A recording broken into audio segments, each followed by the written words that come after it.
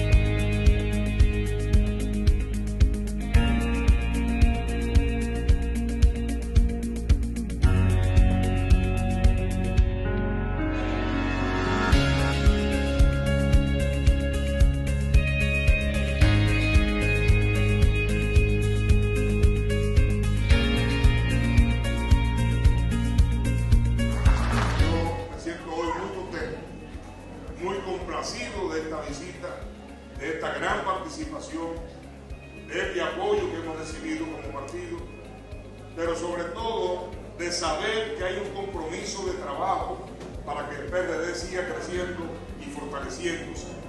Y ese compromiso va desde la alta dirección del partido hasta ustedes, que son parte importante aquí en lo que va a significar la dirección del PRD en el municipio de Consuelo.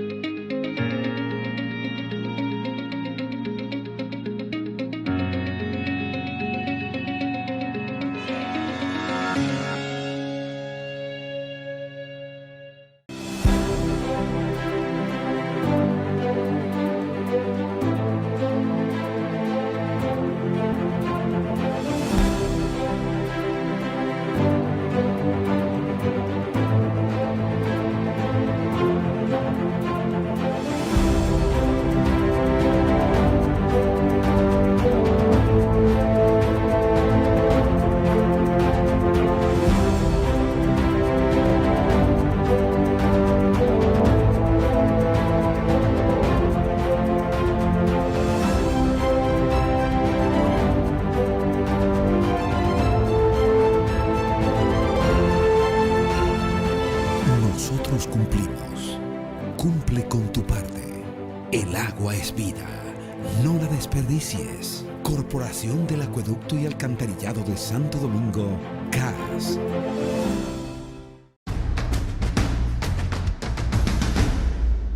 Saludos.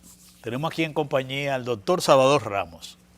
Además de que tú eres funcionario público, Salvador, tú eres dirigente político del PRM. En esta entrevista de hoy, que nosotros tenemos el placer de compartir contigo, para nosotros un gran honor aquí, porque es una conversación entre políticos amigos. Vamos a hablar una parte política que tiene que ver con el PRM y el proceso que tienen ahora de convención para escoger la dirección política, es decir, sus autoridades. Después vamos a hablar sobre tu experiencia como observador electoral de otros procesos electorales. Y después hablaremos sobre el trabajo de la institución bajo tu responsabilidad, que es ONAPI. Entonces, vamos a darte la bienvenida y vamos a hablar recibiéndote aquí con todo este, vamos a decir, placer, hablando del tema del PRM. Salvador, a ti yo lo que te tengo que decir es saludos. Bueno, Héctor, muchas gracias por darme la oportunidad de acompañarte en tu programa, que tiene tantos seguidores. por la profundidad de los análisis políticos que tú haces, es lo mismo y porque sirve para orientar gran parte de la población nacional. Ese es el interés que tenemos ahora con el proceso del PRM, explicarle a los que nos están viendo y sobre todo a los seguidores del PRM, cómo va a ser ese proceso. Tenemos la fecha que es el 15 de mayo. Sí, mira Héctor, como tú conoces los estatutos del PRM porque tú fuiste parte de que lo elaboraste, Sí. Nosotros como partido tenemos que organizar una convención cada 4 años. Ya ahora, en junio, 14 de junio, pues cesan o vencen las autoridades del partido porque ya cumplen los 4 años. Los 4 años, correcto. Entonces, dando seguimiento a los estatutos y a la ley 3318 de partidos políticos y movimientos, pues hemos empezado a organizar el proceso convencional. Lo primero es que esta convención nosotros la hemos dividido en 3 etapas. Sí, Una primera etapa okay, que vamos a escoger el presidente y los 3 vicepresidentes y el secretario general y los 3 subsecretarios generales. Que eso fue una modificación. Es una modificación que nosotros le hicimos a la ley, a los estatutos del partido recientemente y vamos a empezar a aplicarla inmediatamente porque es de aplicación inmediata. Hemos decidido que la primera etapa lo vamos a hacer de la siguiente manera. Vamos a hacer una asamblea de delegados, o sea, vamos a tratar de que los delegados nacionales que establece el artículo 22 del estatuto, están definidos ahí quiénes son miembros de la Convención Nacional, porque quiero aclararte que nosotros tenemos 2 convenciones, una convención ordinaria y una convención extraordinaria.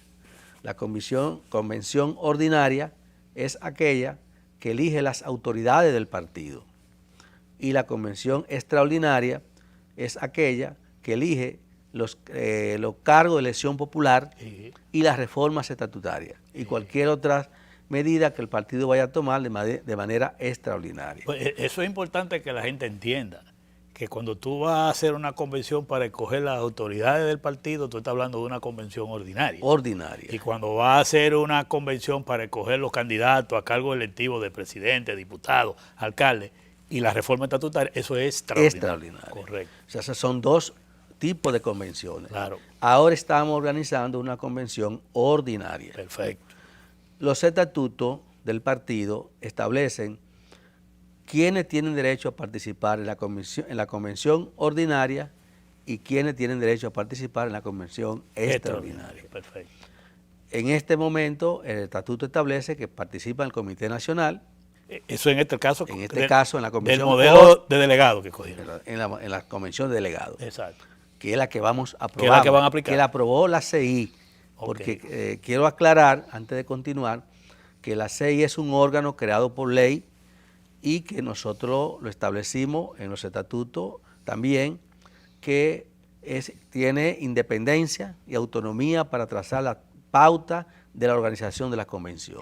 Que organiza los dos procesos. Y no tiene nada que ver con que vaya la dirección ejecutiva, que vaya... No, esas medidas, esas resoluciones las dictamos la CI, porque yo soy parte de la CI, soy vicepresidente. Tú eres vicepresidente de la comisión organizadora. Estamos hablando que es una comisión de elecciones internas, como dice la ley del partido. Entonces, vamos a la matrícula, la composición de la Convención Nacional de Delegados, que es el Comité Nacional. Correcto. Va a participar los diputados del partido, sí.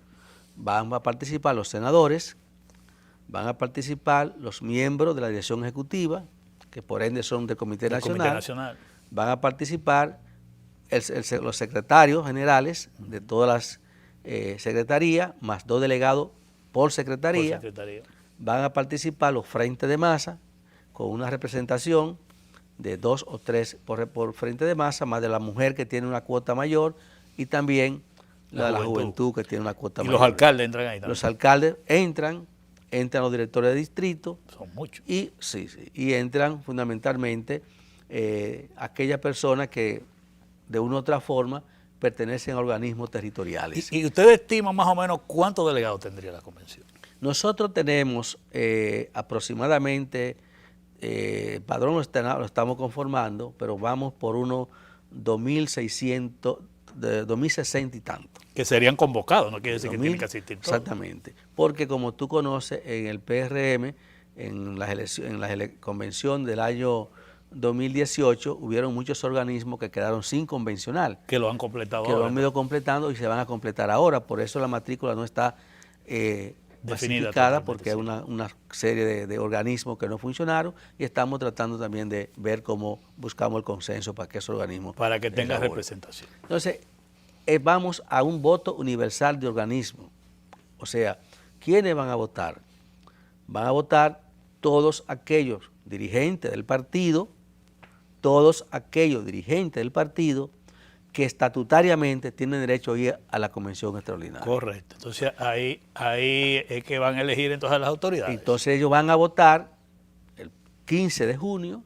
15 de mayo. De mayo, perdón. El 15 de mayo van a votar en un día entero, voto secreto, directo y presencial. Ahora yo te pregunto, como ustedes van a ese proceso, y es muy importante lo que te voy a preguntar ahora, ¿ustedes han hablado con la Junta Central Electoral para que les sirva de apoyo? Sí. Nosotros le comunicamos a la Junta Central Electoral la fecha del 15 de mayo para celebrar la Convención Nacional Extraordinaria, ordinaria, y la Junta nos está dando el apoyo, nos va a prestar urna, nos va a prestar caseta, nos va a prestar una serie de materiales logísticos para nosotros montar la convención. Además será supervisada por inspectores de la Junta Central Electoral. Sí, porque nosotros eso le facilita. Estamos llenando todo el proceso legal de manera constitucional, apegado a la ley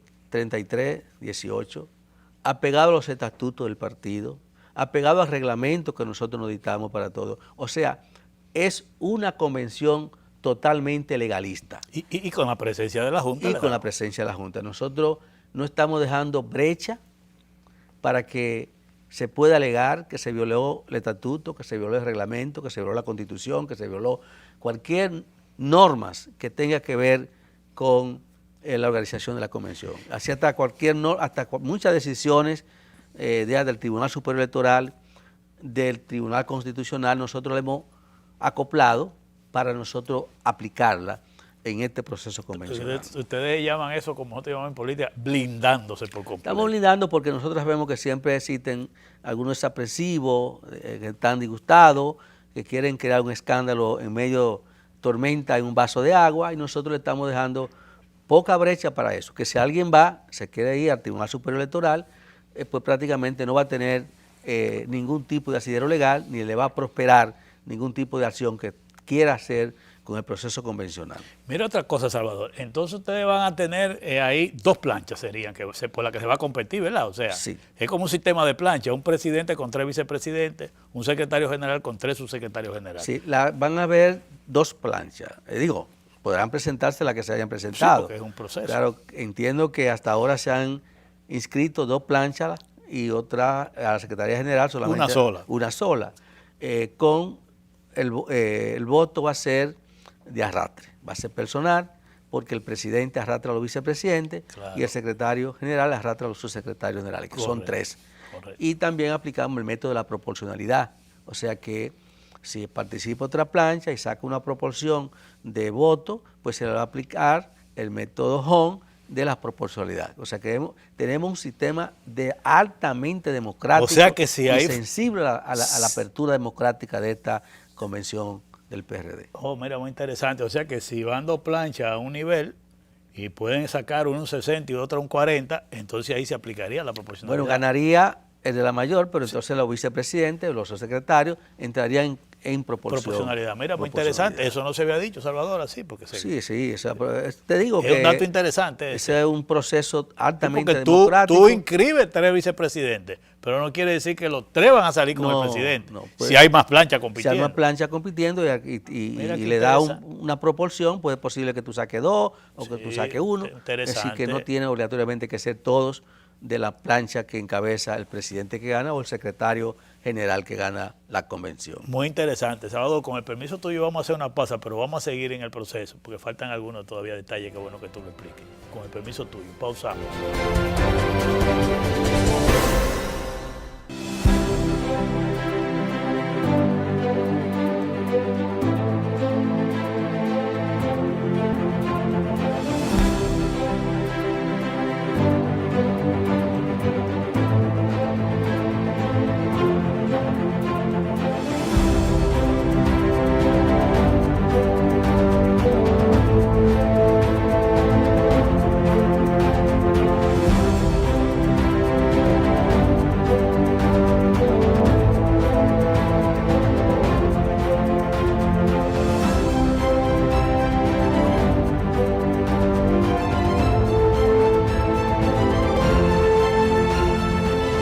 Nosotros cumplimos.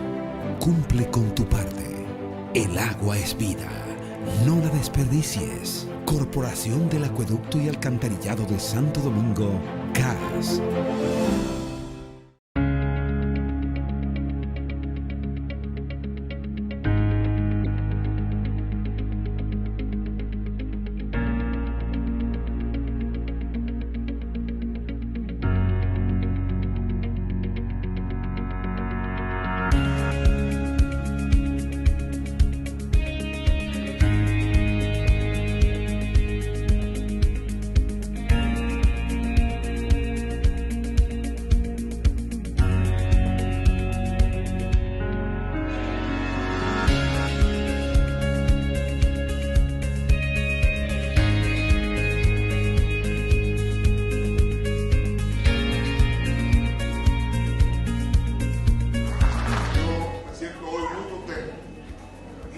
complacido de esta visita, de esta gran participación, de este apoyo que hemos recibido como partido, pero sobre todo de saber que hay un compromiso de trabajo para que el PRD siga creciendo y fortaleciéndose.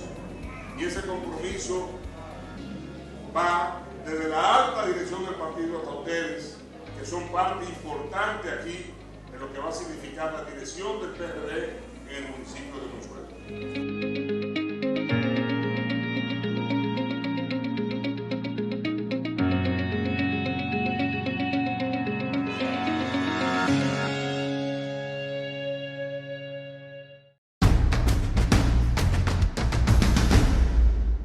Salvador, seguimos conversando sobre el proceso. Ya sabemos que es el día 15, tenemos las planchas, los delegados que van. ¿Ya tienen definido el lugar, más o menos? Sí, nosotros pensamos hacerlo hasta ahora. Hemos solicitado el pabellón de voleibol, donde se va a celebrar la votación de un 9 a 4 de la tarde. Sí. Vamos a abrir 10 mesas.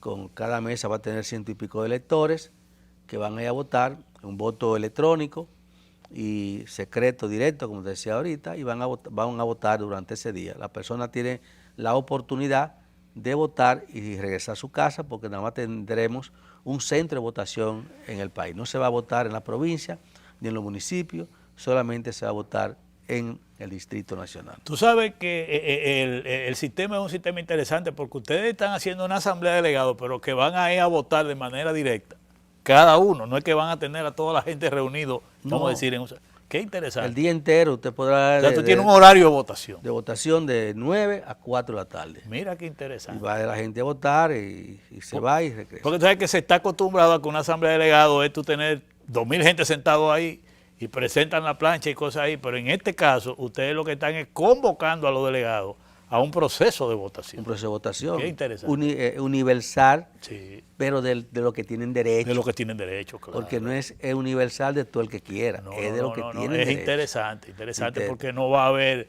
el cúmulo de gente ni nada de ese tipo de cosas, sino que tú votaste y te fuiste. Tú te fuiste. Si tú viniste de semana a votar, bueno, pues tú votas y te regresas a tu pueblo. Y entonces, Salvador, después que esas autoridades queden electas, y vamos a suponer ese proceso el día 15, termina, ¿cuándo toman posesión esas autoridades? Bueno, básicamente, presidente... Podrán tomar posesión el 14 de junio, la fecha que ya fije la dirección ejecutiva del partido. Okay. Pues nosotros fijemos como CI la proclamación.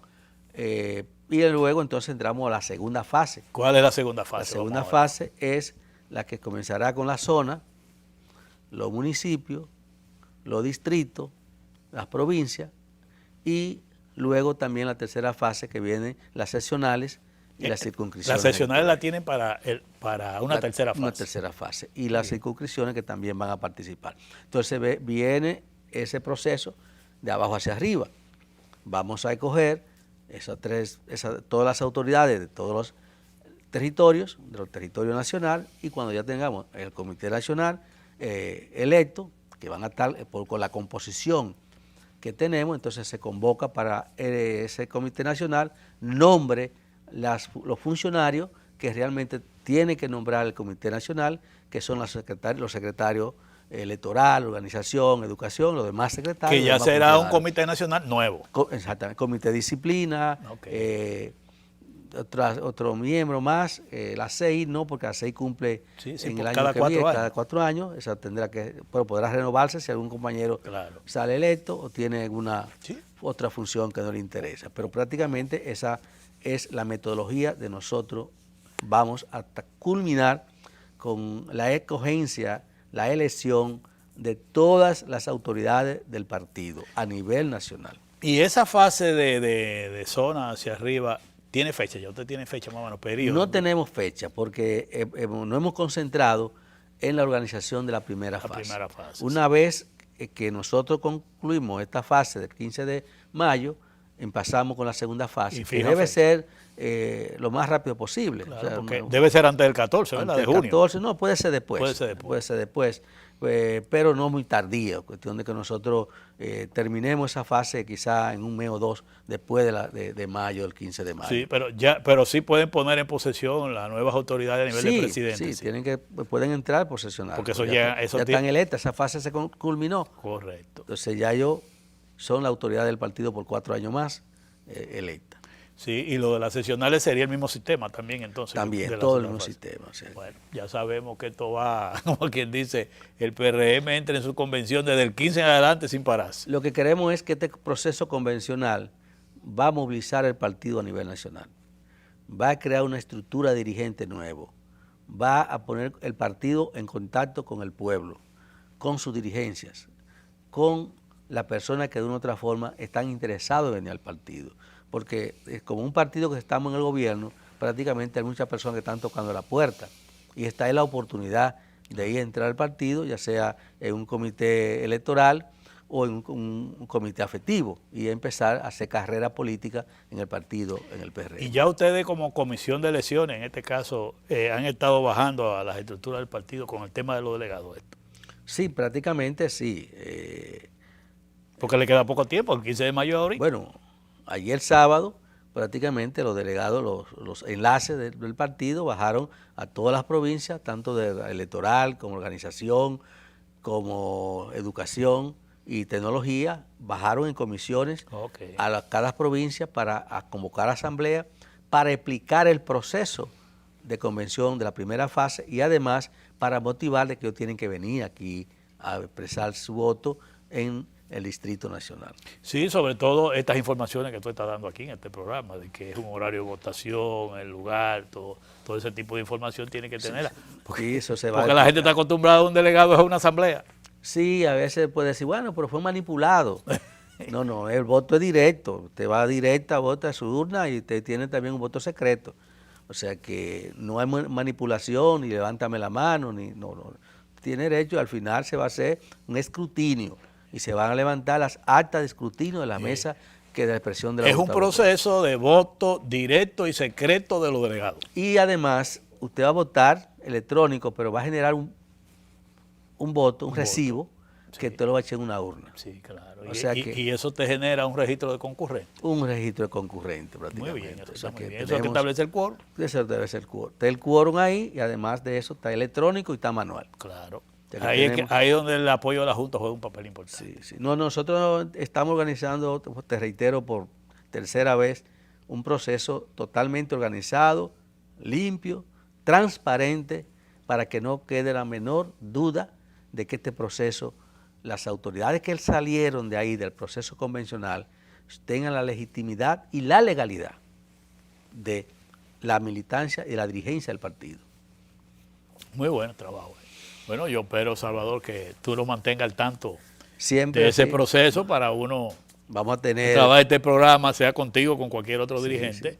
poder informar a la misma militancia y los dirigentes del PRM de todos estos detalles, porque inclusive uno mismo va conociendo esas experiencias. Eso que ustedes están planteando ahora de un presidente con 3 vicepresidentes, eso es nuevo, eso no. Sí, no sabe lo que había nosotros teníamos un estatuto que establecía que eran 21 21 vicepresidentes. presidentes Sí, y reducirlo a 3. y 21 subsecretarios. Sí. Reducirlo a 3 ha habido que hacer magia. Y resistencia, y seguro. resistencia, como es natural. Como es natural. Sí. Salvador, vamos a hablar ahora, ya terminamos por lo menos la primera parte de la información con relación al proceso del PRM, porque es importante que los amigos televidentes sepan que tú eres el segundo al mando de la Comisión de Elecciones, es decir, responsable de organizar ese proceso, que lo encabeza del INE, Del INE, sí. que estamos hablando del secretario de organización y Salvador el secretario electoral. Son las dos áreas del partido que manejan esa comisión. Ahora yo quiero que hablemos, Salvador, del tema que poca gente conoce de tu trabajo como observador electoral, y quiero que en esta parte comencemos a hablar de los procesos electorales en América Latina que tú has estado viendo, que tú nos puedas decir relacionado con lo mismo que vemos en el país, los avances que tú crees que hemos logrado en América Latina en estos procesos eleccionarios que tú has sido observador. Mira, en América Latina los sistemas electorales han avanzado bastante. Porque en la misma medida que los sistemas democráticos se han ido afianzando, que la tecnología ha ido desarrollándose y que se ha llegado la tecnología a los sistemas electorales de implementación, eso ha obligado a que los sistemas electorales sean eficientes en todos los países de América Latina. Claro está que tú sabes que todos los procesos electorales dejan sus reservas, dejan su dolor de cabeza, dejan su resaca. Sí, sus altas y bajas. Su alta y su baja, dejan disgusto. Pero en la misma medida que a los países han logrado ir transparentando los procesos en términos de su logística de montaje y su administración del proceso, y haciendo más novedosas las normativas de leyes, de reglamentos, que para administrar los procesos han alcanzado mayor credibilidad entre los partidos políticos de los respectivos países. O sea, los sistemas electorales son más creíbles porque han reforzado la parte legal, la parte logística y la parte tecnológica dentro de su organismo, claro, que es el respectivo país. Como tú sabrás, yo tengo ya unos años manejando el tema electoral de elecciones. Parece que a mí me tocó esa parte porque... En la vida. En la vida. Fui delegado en el PRD, fui miembro de la Junta del Distrito, sí, 90-94, después fui suplente en la Junta 96-98, después sí, fui titular 98-2000. ¿Te ha pasado la vida? 6, después paso a ser delegado, representante del PRD en la Junta, después ahora formamos el PRM, soy secretario electoral del PRM, pero además trabajo para los organismos electorales de América Latina, es decir, que he trabajado en muchos países dándole asesoría técnica, dándole otro tipo haciendo consultas con ellos, he sido profesor de maestría, he escrito libros de derecho, es decir, que prácticamente me he especializado en esa área. Sin embargo, yo te puedo decir que los procesos de observación en América Latina han venido a fortalecer, porque cada vez más los observadores no solamente van a observar si se ha cometido fraude, si se ha cometido dolo, si hay irregularidades, las observaciones van a aportar, a hacer recomendaciones a los organismos electorales de cómo deben hacerse las cosas, de cómo son las experiencias que han tenido. Y los organismos electorales tienen derecho a consultar, tienen derecho a recibir las informaciones, no a cogerlas porque ellos tienen independencia cada organismo. Pero hay un reciclaje de experiencia y desconocimiento de todos los actores intervinientes en la observación, que fortalece el sistema democrático y fortalece los sistemas electorales y fortalece el sistema de partidos políticos y hace más rígida la gobernabilidad de los países, porque a la mayor que los procesos electorales tienen legitimidad y tienen legalidad y tienen aceptación del sistema de partido político permite la gobernabilidad en los países. Y la gobernabilidad, por ende, te permite a nosotros, a los países, crecer, desarrollarse. Ningún país se desarrolla en medio de la anarquía, Claro, en medio del caos, claro que sí. en medio de contradicciones antagónicas entre el sistema de partido político, que son los actores importantes para manejar la crisis. En un país que no exista sistema de partido político, que no existan interlocutores legítimos para intercambiar y manejar la crisis, entonces ese país tiene problemas fundamentalmente en el manejo de la administración de la cosa pública. Hay un tema, Salvador, que en ese proceso que tú has narrado de observación electoral, me gustaría que lo abordemos, como es el caso de la relación de estos órganos electorales con los partidos políticos. Porque ese es un tema que a veces tú dices, bueno, aquí hay una Junta Central Electoral que se lleva bien o se lleva mal con los partidos políticos. En esa observación electoral, en esa experiencia tuya, ¿cómo ha sido eso? Pero yo voy a esperar que ese tema nosotros lo toquemos después de la pausa, porque quiero tocar ese tema y otro en público contigo, que lo hemos tocado en privado, que pueden ilustrar a la opinión pública. Pero voy pensando en esa parte, la relación de los órganos electorales y los miembros con los partidos políticos representados ahí. Con el permiso tuyo, pausamos.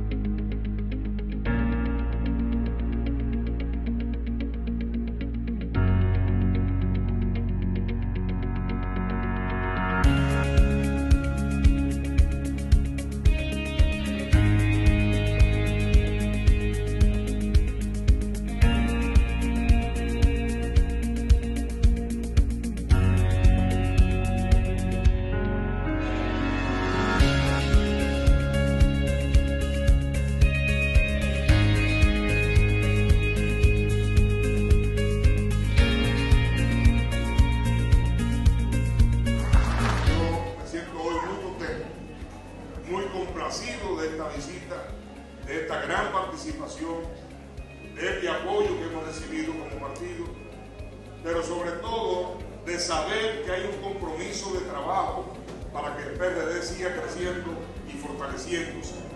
Y ese compromiso va desde la alta dirección del partido hasta ustedes, que son parte importante aquí en lo que va a significar la dirección del PRD en el municipio de Consuelo.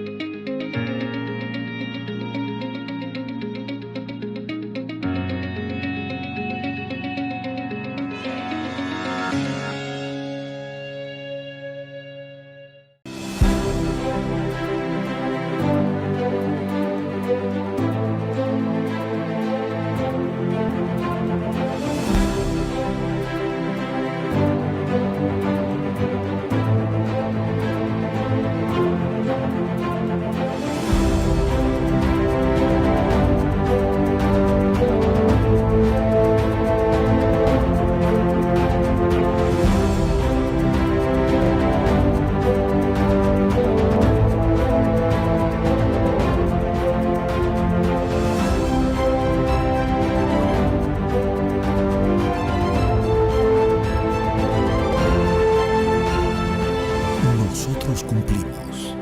Cumple con tu parte. El agua es vida.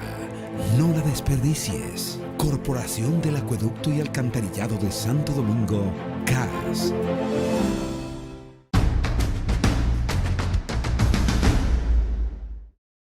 Salvador, seguíamos el tema de la observación electoral, tu experiencia, y te preguntaba sobre la relación de los órganos electorales, que tienen nombres diferentes a veces en algunos países, en el caso de aquí, la Junta Central Electoral, y los partidos políticos, esa relación, en las observaciones que tú has tenido, las experiencias tuyas, cuéntame. Mira, la experiencia que yo tengo es que en muchos países los partidos políticos se llevan bien con los órganos electorales.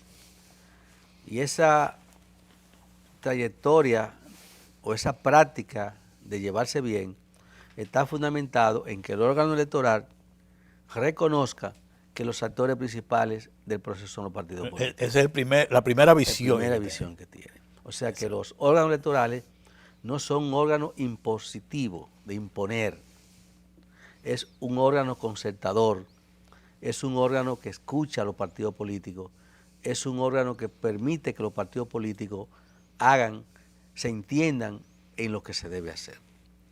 En la misma medida que los órganos se apartan de esa dirección y entienden que los partidos políticos son subalternos de ellos, en ese mismo orden encuentran resistencia del sistema de partidos políticos. Ajá. Entonces, en muchos países esto se ha ido superando. Claro está que tú sabes que los órganos electorales van cambiando normalmente. Claro. Y cada quien que viene tiene un librito nuevo o tiene una experiencia nueva. Y a veces un grupo que tiene el control de la Junta con partidos políticos y quiere gerenciar no solamente el sistema de partidos políticos y el gobierno, sino también la Junta Electoral. Y eso del tema de que los miembros no pueden ser de partido, y en algunos casos sí tienen de partido, si se llevan mejor o bien, la experiencia, Salvador. Mira, eso ha sido una corriente que prácticamente la han impuesto sectores que vienen de la sociedad civil. Contrario a los partidos. Contrario a los partidos políticos. O sea que la sociedad civil trabaja para destruir el sistema de partidos políticos. Sí. Y donde quiera que ellos observan, pueden cerrarle una puerta al partido político, la cierran. Se la cerraron en la justicia, se la cerraron en el Ministerio Público, se la cerraron en las altas cortes y seguirán cerrándole puertas a los sistemas de partidos políticos. Hasta el momento que llegará un momento que nadie va a ser parte de los partidos políticos, eso se va a meter a ser parte de la sociedad civil. Y ahí vamos por un gran partido de la sociedad civil. O los partidos nos vamos a quedar sin abogados. No vamos a quedar sin abogados, exactamente. Porque nadie va a querer. De manera pues que esa parte de que no debe ser partidario, yo nunca he estado de acuerdo con eso. ¿Por qué? Porque los políticos, hay que dejar ver esa visión de que el político es un hombre charlatán. El político es un hombre serio. Entonces, hasta prueba en contrario. Sí, porque hay de todo en la viña del Señor. Todo, en todos lugares. Entonces, se ha tratado, en ese espacio que se ha colocado, prácticamente ellos han desplazado el sistema de partidos políticos, pero no tiene nada que ver. Yo administré la Junta Central durante 8 años y tuve más de 16 años entre suplente y distrito. Prácticamente, a mí nadie me puede acusar de que yo tuve una parcialidad, de que yo tenía siempre mi simpatía política. Claro, como todo el mundo. Como todo el mundo. Entonces, todos tienen simpatía política. Ahora, el que se sienta libre de pecado, que tire la primera piedra. Es mejor estar dirigido por políticos que por simuladores. Entonces, cuando una persona oculta su identidad política o sus relaciones políticas, entonces no es una persona transparente. Claro. Entonces, yo creo que la transparencia es el valor sagrado y puro que tiene que tener una persona para ejercer cualquier acto de administración pública. Entonces, y eso no quiere decir que yo sea del PRN, quiere decir que es un sinvergüenza, claro, y que yo no pueda ser juez, y que yo no pueda hacer esto. Bueno, yo lo que tengo que medir la validez de mis actos y la confianza que una persona tiene para que yo ocupe una posición determinada. Salvador, de algunos países que tú conoces, tú puedes conocer por la experiencia tuya, ¿cómo se deciden? O sea, que los partidos tengan representantes, lo escogen el presidente de un órgano electoral. Mira, normalmente los partidos son, en su gran mayoría, que escogen los representantes. Ha habido una corriente, como decía, en América Latina, que se ha venido imponiendo de que los partidos políticos no participen en los órganos electorales. Pero aún imponiéndose esa corriente de que no sean los políticos los que dirigen las elecciones, que organicen las elecciones, que organicen los órganos electorales, que dirijan los órganos electorales, aún con esos independientes se generan crisis. Claro. O sea, lo que significa que el pecado no está en que sean políticos. Y el ejemplo más típico es de República Dominicana, las últimas elecciones. Sí. Ellos eran los que estaban ahí todos, no se les puede marcar una militancia política, eran apartidistas. Inclusive, cuando se les mencionan los partidos políticos, se apresinan. Sin embargo, tuvieron crisis, manejaron crisis. Claro. Quizás si hubiera sido político se entiende, porque una cosa que tienen los políticos es que saben hablar lenguaje entre ellos y se entiende. Claro. O sea, entre gladiadores se miden la fuerza y saben el tipo de lucha que van a echar. Pero cuando tú no sabes medir la fuerza, entonces tú te enfrentas con cualquier gladiador. Entonces yo entiendo que sí, Héctor, que prácticamente los políticos y los partidos políticos pueden participar en los órganos electorales, que eso no es pecaminoso, eso no es un problema tan sagrado y tan como mucha gente lo ve, como que eso no puede, hay que sacarlo. Yo no lo veo así. Claro. Salvador, hay un tema que nosotros lo hemos tratado en privado, ¿verdad? En temas electorales, cuando nos ponemos a hablar, que a la gente le preocupa mucho. Es el tema de aquella persona que siendo diputado o siendo regidor o siendo senador se va a otro partido y se va con el cargo. ¿Tú te recuerdas que cuando nosotros estábamos analizando la ley electoral, la ley del partido y comenzamos a ver toda la legislatura de América Latina, como que no encontrábamos un mecanismo para enfrentar eso? Yo recuerdo que tú eras el que hacía razonamiento por qué eso no podía uno controlarlo mediante modificación de la ley. Yo quiero que tú des una explicación pública de eso, ¿sabes? Mira, eso es el transfugismo. Exacto. El transfugismo ya electo. Sí, pero electo ya. El transfugismo electo, porque el transfugismo... Sí, porque la gente dice, pero ¿cómo es posible que este hombre se lleve a la diputación y no la deje que...? Entonces nosotros decimos... Mira, la tesis es un... Porque ese es un problema de América Latina. Es de América Latina, pero el problema está fundamentado que el derecho es constitucional. Exactamente. O sea, el pueblo, el elector, no vota por el partido, vota por el candidato. Exactamente. Entonces, a quien es el candidato, a quien el elector le da la confianza, es al candidato, es a la persona, no a la estructura política del partido. Por eso, ese cargo es perenne de él, le sigue como la sombra, porque es un derecho que le otorgó la ciudadanía, que le otorgó el pueblo, que le otorgó los electores para que los representen a él. Entonces, él, si no está conforme con ese partido político, por la línea que trae ese partido político, por los actos que trae ese partido político, que cree que es contrario a los intereses de esa militancia que lo representa, él tiene derecho a abandonar ese partido y ir a donde entienda que los intereses de ese conglomerado, de esa militancia, los representa. Claro que ese es el espíritu, sí, pero que en la práctica no es así. En la práctica no es así. En la práctica se da de otra forma, se da de que... Porque le dio la gana. Le dio la gana y porque me vendía al mejor postor y al último subastador. O sea, me pongo en venta en pública subasta. Sí. Entonces eso se da. Pero no se podrá permitir que los cargos electivos sean del partido, sino de la persona electa. Porque te reitero, la persona, aunque vota por el partido lo que le presta a la persona es la personalidad jurídica que tiene para postularse y para inscribir su candidatura. Pero los votos son de él y él se lo va a llevar, el cargo se lo va a llevar para donde él esté.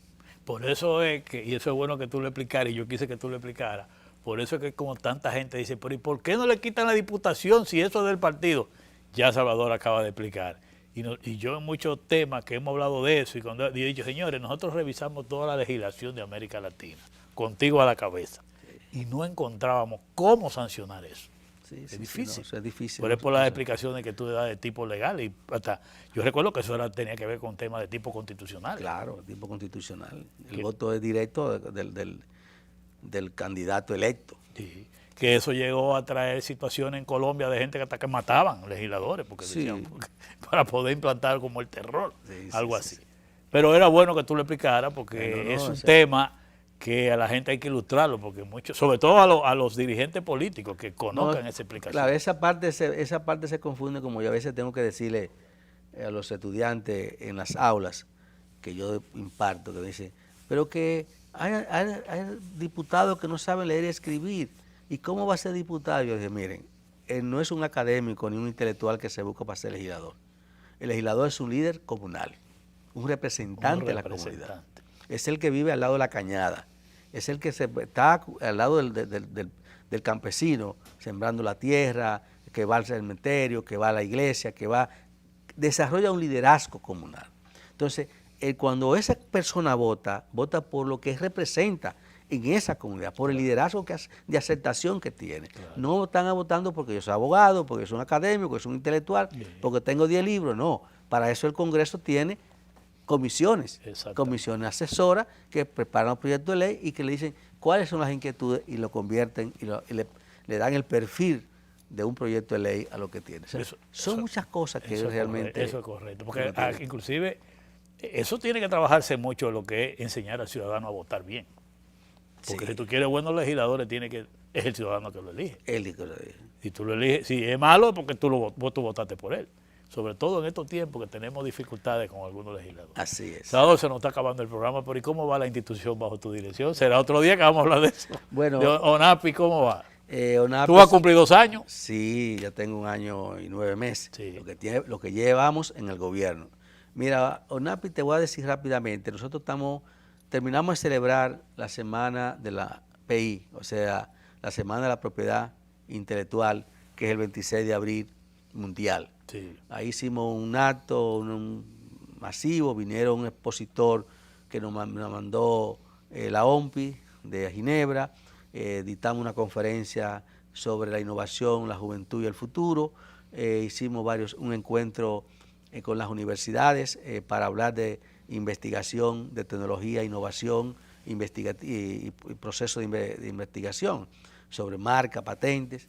Y también tenemos ahora para el día 8 celebrar la semana aniversario de ONAPI. Sabe que ONAPI es aunque existía el órgano, Sí. pero como institución, como dirección general, se creó en el año 2020, el 8 de mayo de 2020. Y a partir de ahí vamos a tener ya 22 años de que existimos como una dirección. Antes era un departamento de industria y comercio. O sea, el 8 de mayo Ahora, vamos a presentar una conferencia en el Salón de Actos de la UNFU.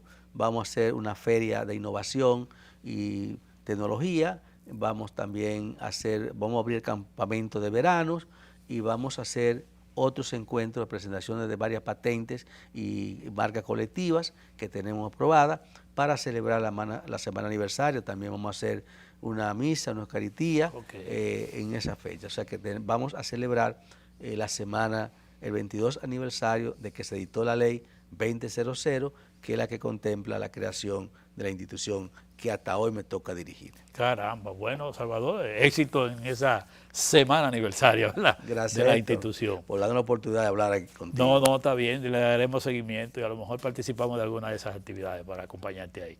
Así que gracias, Salvador, hemos llegado al final de la entrevista y esto está abierto para que sigamos hablando de política.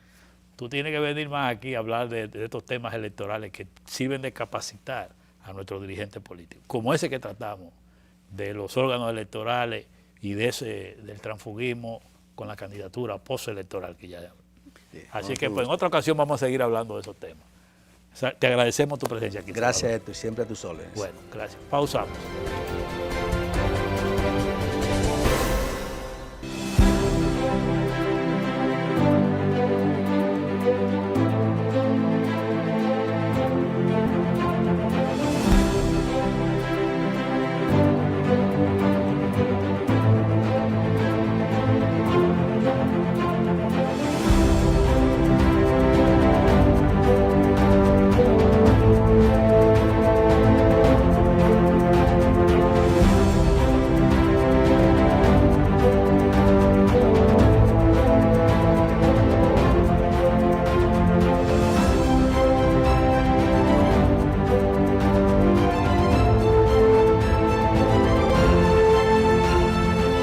Nosotros cumplimos. Cumple con tu parte. El agua es vida. No la desperdicies. Corporación del Acueducto y Alcantarillado de Santo Domingo, CAS.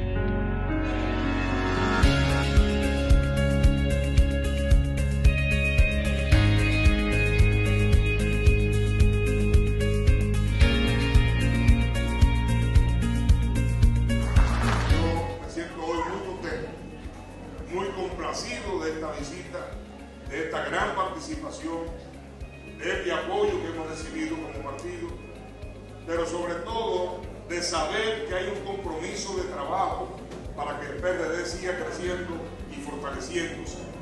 Y ese compromiso va desde la alta dirección del partido hasta ustedes, que son parte importante aquí en lo que va a significar la dirección del PRD en el municipio de Consuelo.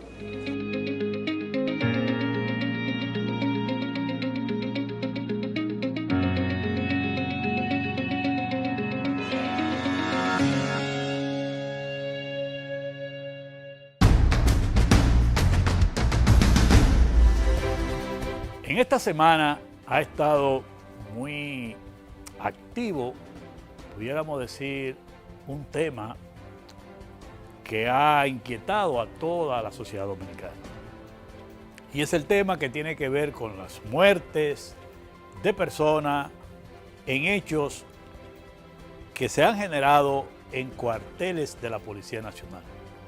Se habla del tema de San José de Ocoa, un tema del cuartel de la Policía Nacional en Naco, un caso también en Santiago y otros lugares del país, donde hay una especie de acción mediática que está afectando la imagen de nuestra Policía Nacional.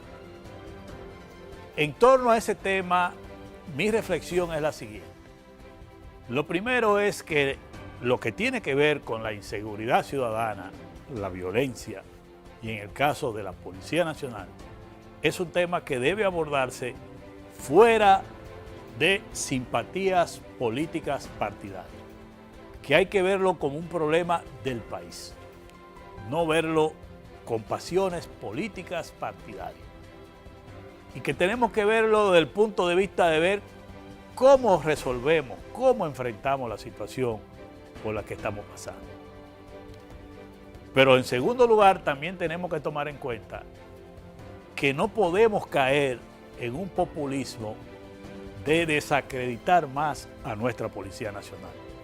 Porque si desacreditamos a la Policía Nacional más, entonces nos vamos a quedar sin Policía Nacional y yo creo que la situación sería peor. Lo importante también es que debemos dejar de teorizar más. Cada 4 años tenemos diagnósticos sobre la Policía Nacional, sobre el problema de la inseguridad, y cada vez que ponen un jefe policial viene con una teoría diferente y viene con una concepción diferente y con un diagnóstico diferente. De diagnóstico ya el país tiene suficiente. Ahora se creó una comisión para la reforma policial, se hizo un diagnóstico, se hizo un trabajo, se diagnosticó todo y se presentaron alternativas para enfrentar el problema. Yo creo que ya hay que ir a la práctica.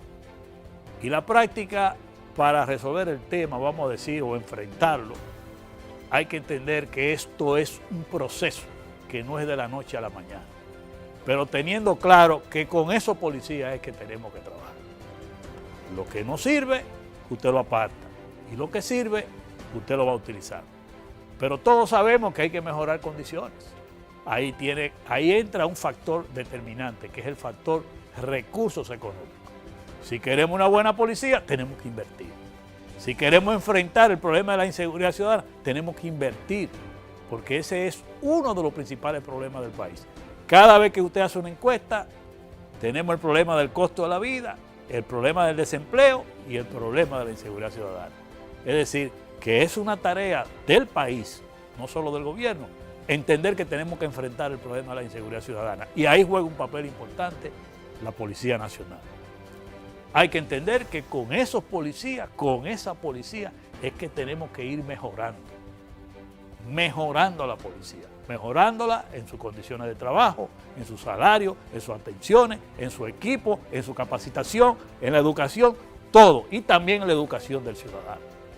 Porque la experiencia más reciente que tenemos los dominicanos, muchos de los cuales viven en la ciudad de Nueva York, es que cuando llegó un nuevo alcalde, llegaron nuevas autoridades, a los policías se le ha quitado la mejoría salarial, se le ha quitado una serie de funciones y al final de cuentas, en los días que va, la delincuencia, los hechos violentos en Nueva York se han ido de la mano.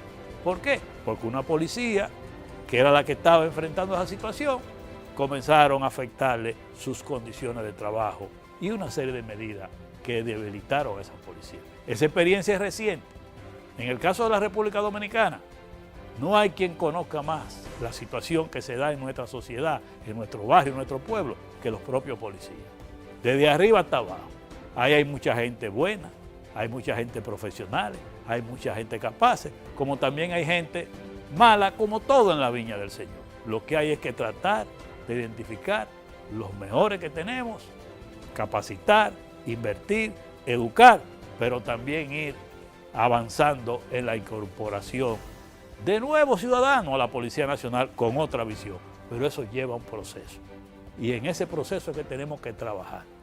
Ya está bueno de diagnóstico, ya está bueno de teoría, ya está bueno de documentos. Lo que necesitamos es que entre todos vayamos a la práctica para hacer realidad, tener una mejor policía, más identificada y más al servicio de los ciudadanos. Y los casos que hemos tenido hasta ahora en los cuarteles policiales, cada caso hay que hacer un tratamiento particular. Y lo más importante, y es mi recomendación a la Policía Nacional, hay que decirle la verdad a la población. Lamentablemente se ha esperado mucho tiempo, pero en cada caso la mejor respuesta y lo que más puede ayudar a la imagen de la policía es decir la verdad de lo sucedido con tiempo, caiga quien caiga y afecte a quien afecte, porque la verdad es la mejor manera de comunicar y la mejor manera de apoyar la imagen de la Policía Nacional. No se puede andar con titubeo ni con empañamiento. Cuando suceda un hecho como esto, hay que decir la verdad y proceder como manda la ley. El que haya actuado, que le caiga todo el peso de la ley. La mejor manera de proteger a la policía es decir la verdad sobre lo sucedido en cada caso. Así terminamos con su programa Así Vamos. Le esperamos para un próximo domingo, donde le presentaremos también otra entrega importante de su programa Así Vamos. Gracias por estar con nosotros y bendiciones para todos.